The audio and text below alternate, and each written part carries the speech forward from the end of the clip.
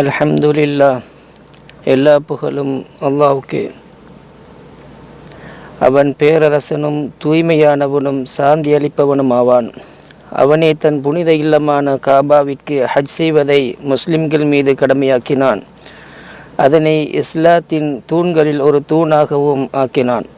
அவனே பேரரசரும் யாவற்றையும் நன்கறிபவனும் ஆவான். நிச்சயமாக முஹம்மது ஸல்லல்லாஹு அலைஹி வஸல்லம் அவர்கள் அடியாரும் தூதரும் ஆவார்கள். படைப்பினங்களிலே மிக சிறந்தவரும் ஆவார்கள். அவர்கள் மீதும் அவர்களது குடும்பத்தார்கள், தோழர்கள், அவர்களை பின்பற்றுவோர் மீதும் இந்த சிறந்த அருளும் முழுமையான சாந்தியும் உண்டாகட்டுமாக. அதன் பின்னராக, மனிதர்களே, அல்லாஹ்வுக்கு அஞ்சுவதை உங்களுக்கு நான் உபதேசிக்கிறேன். அதில் தான் ஓர் அடியானின் மறுமை வெற்றி உள்ளது. அல்லாஹ் தன் திருமறையில் ஹஜ் எனும் அத்தியாயத்தில் ஆரம்பத்தில் கூறுகிறான், மனிதர்களே, நீங்கள் உங்களுடைய இறைவனை பயந்து கொள்ளுங்கள். நிச்சயமாக கியாமத் நாளாகிய அவ்வேளையின் அதிர்ச்சி மகத்தான பெரும் நிகழ்ச்சியாகும். அந்த நாளில் பாலூட்டி கொண்டிருக்கும் ஒவ்வொரு தாயும் தன் பாலூட்டும் குழந்தையை மறந்து விடுவதையும் காண்பீர்கள். ஒவ்வொரு கார்ப்பிணியும் தன் சுமையை ஈண்டு விடுவதையும், மேலும் மனிதர்களை மதிமயங்கியவர்களாகவும் காண்பீர்கள். எனினும் அது மதுவினால் ஏற்பட்ட மயக்கமல்ல, அல்லாஹ்வின் வேதனை மிக கடுமையானதாகும். அல்லாஹ்வுக்கு அஞ்சுவதில் நற்செயல்களை செய்யுங்கள். பாவங்களையும் தீமைகளையும் தவிர்ப்பதையும் கொண்டு மறுமை நாளுக்காக தயாராக உள்ளது. உயர்வானவன் அல்லாஹ் கூறுகிறான், அது நிச்சயமாக அல்லாஹ் அவனே உண்மையானவன். நிச்சயமாக அவனே மரித்தோரை உயிர்ப்பிக்கிறான். இன்னும் நிச்சயமாக அவன்தான் எல்லா பொருட்கள் மீதும் பேராற்றல் உள்ளவன். கியாம நாள் நிச்சயமாக வரும், இதில் சந்தேகமே இல்லை. கபர்களில் இருப்போரை நிச்சயமாக அல்லாஹ் உயர் கொடுத்து எழுப்புவான்.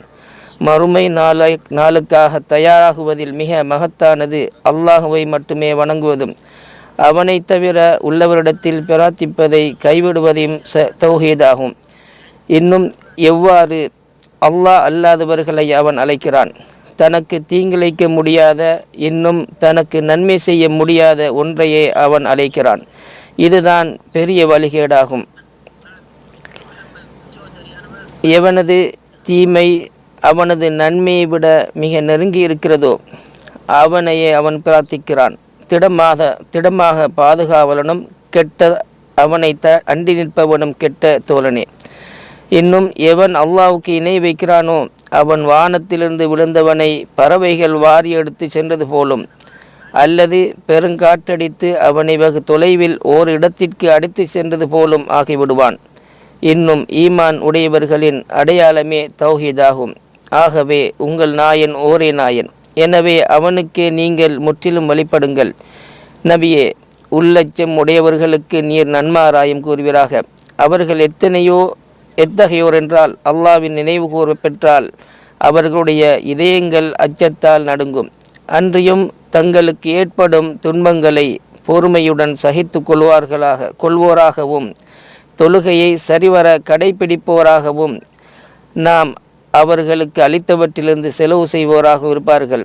இவையே இஸ்லாத்தின் தூண்களாகும். அதாவது தௌஹீத் ஓரிரை கொள்கை, அல்லாஹ் அல்லாது வேறு கடவுள்கள் இல்லை என்றும், முஹம்மது ஸல்லல்லாஹு அலைஹி வஸல்லம் அவர்கள் அல்லாஹ்வின் தூதர் என்றும் சாட்சியம் சொல்வதும், தொழுகையை நிலைநிறுத்துதல், ஜக்காத் வழங்குதல், ரமலான் மாதம் நோன்பு நோற்றல் மற்றும் வசதி உள்ளவர்கள் அல்லாஹ்வின் புனித இல்லத்திற்கு ஹஜ் செய்தல் ஆகியவை ஆகும்.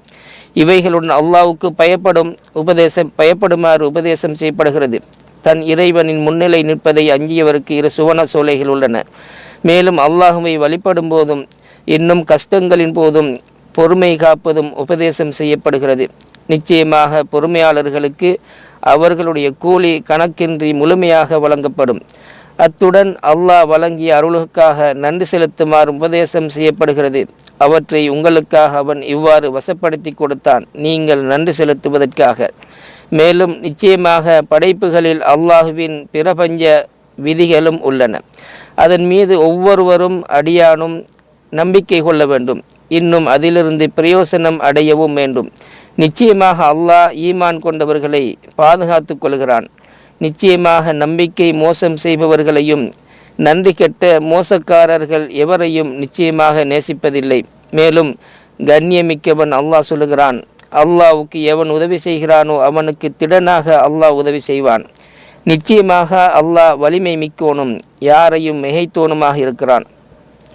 அதில் அல்லாஹ் சொல்கிறான், அநியாயம் செய்த எத்தனையோ ஊரார்களை நாம் அளித்திருக்கிறோம்.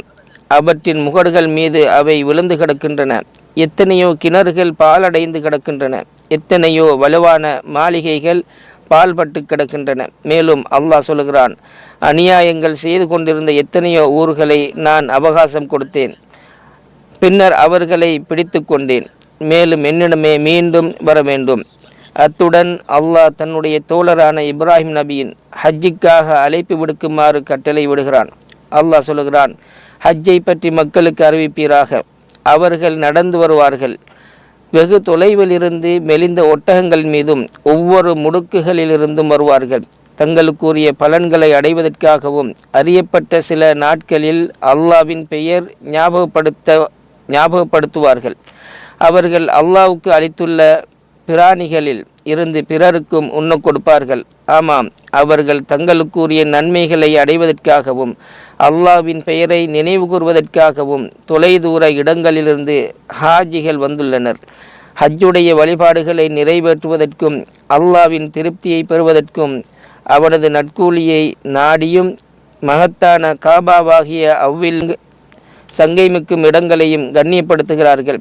அல்லாஹ் சொல்கிறான், அந்த மஸ்ஜிதுல் ஹராமை விட்டும் மனித சமுதாயத்திற்கு எதனை புனிதத்தலமாக நாம் ஆக்கியிருக்கிறோமோ அதிலே தங்கியிருப்பவரோ வந்துடையவரோ வரத்துடையவரோ எவராக இருந்தாலும் யார் அதிலே அநியாயம் செய்வதன் மூலம் வரம்பு மீற விரும்புகிறானோ அவனுக்கு நோவினை தரும் வேதனையிலிருந்து சுவைக்க செய்வோம். இந்த இடத்திற்கு அவர்கள் வருகை தந்தது ஏகத்துவ அழைப்பிற்கு பதிலளிக்கும் விதமாக வணக்கத்தை கொண்டு அல்லாஹுவை ஒருமைப்படுத்தவும் இணை வைப்பை கைவிடவுமாகும். அல்லாஹ் சொல்லுகிறான், நாம் இப்ராஹிமுக்கு புனித ஆலயத்தின் இடத்தை நிர்ணயித்து, நீர் எனக்கு எவரையும் இணை வைக்காதீர், என்னுடைய இந்த ஆலயத்தை சுற்றி வருவோருக்கும் அதில் ருக்கு சுஜூது செய்து தொழுவோருக்கும் என்னுடைய வீட்டை தூய்மைப்படுத்துவீராக என்று கூறினோம். எனவே இந்த வீடு ஆண் அதன் கண்ணியத்திற்கு பொருத்தமில்லாத எல்லாவற்றிலிருந்தும் சுத்தப்படுத்தப்பட வேண்டும். எனவே ஹஜ்ஜில் தீய பேச்சுகளோ சச்சரவுகளோ இல்லை. இன்னும் அரசியல் கோஷங்களோ கட்சி சார்ந்த அழைப்புகளோ இல்லை. அல்லாஹ்வுக்கு அடிபணிதலும் அவனது நபியான முஹம்மது ஸல்லல்லாஹு அலைஹி வஸல்லம் அவர்களை பின்பற்றுதலும் மட்டுமே இருக்க வேண்டும். வெளிப்படையான மறைமுகமான தூய்மையும் உடன்படிக்கைகளும் வாக்குறுதிகளையும் முழுமையாக நிறைவேற்றுதலும் பிறருடைய உரிமைகளை மதித்தலும் மட்டுமே அங்கு இருக்க வேண்டும். அல்லாஹ் சொல்லுகிறான், இதுவே முறையாகும். மேலும் அல்லாஹ்வின் புனிதமான கட்டளைகளை யார் மேன்மைப்படுத்துகிறாரோ அது அவருக்கு அவருடைய இறைவனிடத்தில் சிறந்ததாகும். இதுதான் இறைவன் வகுத்ததாகும். எவர் அல்லாஹ்வின் சின்னங்களை மேன்மைப்படுத்துகிறாரோ நிச்சயமாக அது உள்ளச்சத்தால் ஏற்பட்டதாகும். இந்த ஹஜ்ஜிலே ஒற்றுமையும் பரஸ்பரம் அறிமுகமாகிக் கொள்ளுதலும் ஒருவருக்கொருவர் ஒத்துழைப்பதும் மற்றும் இஸ்லாமியர்களிடத்தில் பரஸ்பர பொறுப்பு உணர்வும் வெளிப்படுகிறது. இந்த வழிபாடுகளை நிறைவேற்றுவதில் அவர்கள் வெவ்வேறு மொழிகளில், நிறங்கள் மற்றும் வெவ்வேறு நாடுகள் சேர்ந்தவர்களாக இருந்த போதிலும் ஒருவரை ஒருவர் நேசிக்கும் சகோதரர்களாக இருக்கின்றனர். இதனால் அவர்கள் தங்களுக்குரிய நன்மைகளை அடைகிறார்கள். மேலும் தங்கள் அறுக்கும் பலிப்பிராணிகளிலிருந்து அல்லாஹ் சொல்லுவது போல கஷ்டப்பட்ட ஏழைகளுக்கும் எளியவர்களுக்கும் உண்ண கொடுக்கிறார்கள். மேலும் ஹாஜிகளின் செயல்களின் நன்மை செய்தலும் பேச்சுகளில் உண்மை இருக்க வேண்டும். அல்லாஹ் சொல்கிறான், மேலும் பொய்யுரைப்பதையும் தவிர்த்து கொள்ளுங்கள். அரபா மைதானத்தில் நிற்பதில் உங்களுக்கு குறித்து அல்லாஹ் தன் வானவர்களிடம் பெருமையோடு பேசுகிறான். அது ஒரு மகத்தான நிலையாகும். அதில் தான் அல்லாஹ் பின்வரும் வசனத்தை இறக்கினான். இன்றைய தினம் உங்களுக்காக உங்களது மார்க்கத்தை நான் முழுமையாக்கிவிட்டேன். எனது அருட்கொடையை உங்கள் மீது நான் நிறைவு செய்துவிட்டேன். மேலும் இஸ்லாத்தையே உங்களுக்கு மார்க்கமாக தேர்ந்தெடுத்து கொண்டேன். எனவே நேர்வழிகாட்டியான நபி ஸல்லல்லாஹு அலைஹி வஸல்லம் அவர்களை பின்பற்றுங்கள். எனவே நபி அவர்கள் அரஃபாவில் லுஹர் மற்றும் அசர் தொழுகைகளை ஜம்உ மற்றும் கஸ்ராக தொழுதார்கள். பின்னர் சூரியன் மறையும் வரை அமர்ந்து அல்லாஹுவை நினைவு கூர்ந்தார்கள். பின்னர் முஸ்தலிஃபாவிற்கு சென்று அல்லாஹ் சொல்வது போல பின்னர் அரஃபாவிலிருந்து திரும்பும்போது மாஷருல் ஹராம் என்னும் தலத்தில் அல்லாஹுவை திக்ரு செய்யுங்கள்.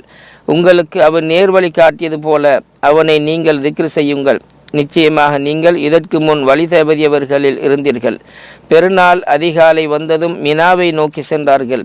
அல்லாஹ் சொல்கிறான், பிறகு நீங்கள் மற்ற மனிதர்கள் திரும்புகின்ற இடத்திலிருந்து நீங்களும் திரும்பிச் செல்லுங்கள். அல்லாஹுவிடம் மன்னிப்பு கேளுங்கள். நிச்சயமாக அல்லாஹ் மிக்க மன்னிப்பவன், மிக்க கருணையாளன். எனவே மினாவை அடைந்ததும் ஜம்ரத்துல் அக்கபா மீது கல்லெறிந்தார்கள். தங்களது பலிப்பிராணியை அறுத்தார்கள். தலையை மலித்து கொண்டார்கள். இன்னும் தலைமுடியை கத்தரிப்பதற்கும் அனுமதி அளித்தார்கள்.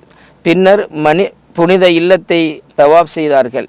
அல்லாஹ் சொல்கிறான், அதன் பிறகு அவர்கள் தங்கள் சடங்குகளை நிறைவு செய்யட்டும், தங்கள் நேர்ச்சைகளை நிறைவேற்றட்டும், பூர்வீக ஆலயத்தை தவாஃபும் செய்யட்டும், அமைதியை பேணி ஒழுங்குமுறைகளை பின்பற்றுதலிலும் கவனம் செலுத்தட்டும், நெரிசல்களை தவிர்த்து கொள்வதும் சம்மதப்பட்ட அதிகாரப்பூர்வ அமைப்புகள் வகுத்துள்ள ஒழுங்குமுறைகளையும் பின்பற்ற வேண்டும். தஃப்வீஜ் ஒழுங்குமுறைகளையும் நடமாட்டத்திற்கான வழிகாட்டுதல்களையும் கண்டிப்பாக பின்பற்ற வேண்டும். பொது நலனை பாதுகாக்கவும் ஆபத்து மற்றும் குழப்பங்கள் ஏற்படுதலை தடுக்கவும் ஹாஜிகளின் உயிரை பாதுகாக்கவும் வழிபாடுகளை எளிதாக நிறைவேற்றுவதற்காகவும் ஒழுங்குமுறைகளை பின்பற்ற வேண்டும். மினாவில் அல்லாஹ்வை அதிகமாக நினைவு கூறுவது விரும்பத்தக்கதாகும். அல்லாஹ் சொல்லுகிறான், நீங்கள் உங்கள் ஹஜ் வழிபாடுகளை முடித்து கொண்டால் உங்கள் தந்தைமார்களை நீங்கள் நினைவு கூறுவதைப் போல அல்லது அதைவிட அதிகமாக அல்லாஹுவை நினைவு கூறுங்கள். ஐயாமு தஷ்ரீக் நாட்களில் ஒவ்வொரு நாளும் தலா 7 சிறுநாட்களை கொண்டு ஹாஜிகள் 3 ஜம்ராக்களிலும் கல்லெறிவார். இதில் சிறந்த வழிமுறை 13ஆம் நாள் வரை மினாவில் தங்கியிருப்பதாகும். எனினும் 12ஆம் நாளன்றே புறப்பட்டு செல்லவும் முடியும். அல்லாஹ் சொல்லுகிறான், குறிப்பிட்ட சில நாட்களில் அல்லாஹுவை நினைவு கூறுங்கள். எவர் 2 நாட்களில் அவசரமாக புறப்பட்டு விடுகிறாரோ அவர் மீது குற்றமில்லை. எவர் தங்கி விடுகிறாரோ அவர் மீதும் குற்றமில்லை. இது இறையாச்சமுடையவருக்காகும்.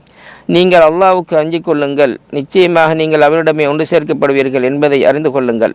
ஹாஜி தங்களது பயணத்திற்கு முன்னதாக விடைபெறும் தவாஃபை செய்ய வேண்டும். அல்லாஹ் சொல்லுகிறான், அவன் உங்களை தேர்ந்தெடுத்து கொண்டான். மார்க்கத்தில் அவன் உங்களுக்கு எந்த சிரமத்தையும் ஏற்படுத்தவில்லை.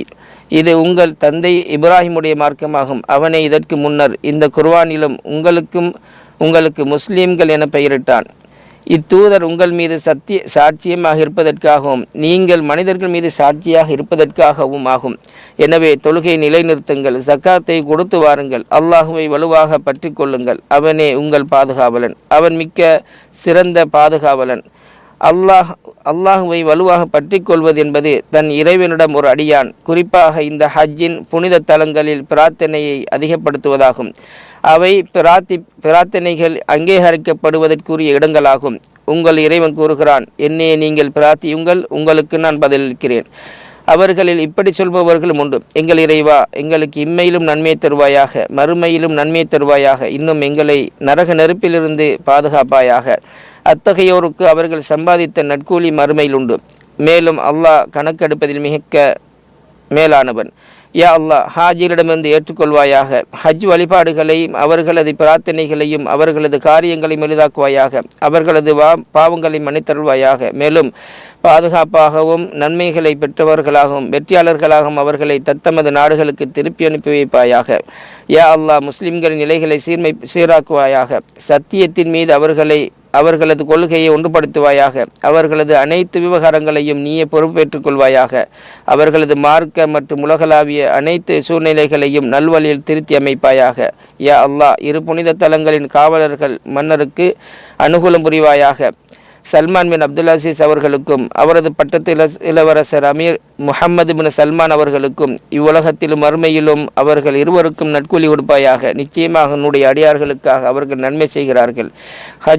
ஹாஜிகள் ஹஜ் கடமைகளை நிறைவேற்றுவதற்கு எளிதுபடுத்துகிறார்கள். இரு சங்கை மிகு பள்ளிகளின் சேவையிலும் அவை இரண்டையும் நாடி வருபவர்களுக்கும் அவர்கள் தாராளமாக செலவழிக்கிறார்கள். யா அல்லாஹ், முஹம்மது ஸல்லல்லாஹு அலைஹி வஸல்லம் அவர்கள் மீது ஸலவாத்து சொல்வாயாக. அவர்களது குடும்பத்தார் மற்றும் தோழர்கள் மீதும் அருளையும் மிகுதியான சாந்தியையும் பொழிவாயாக.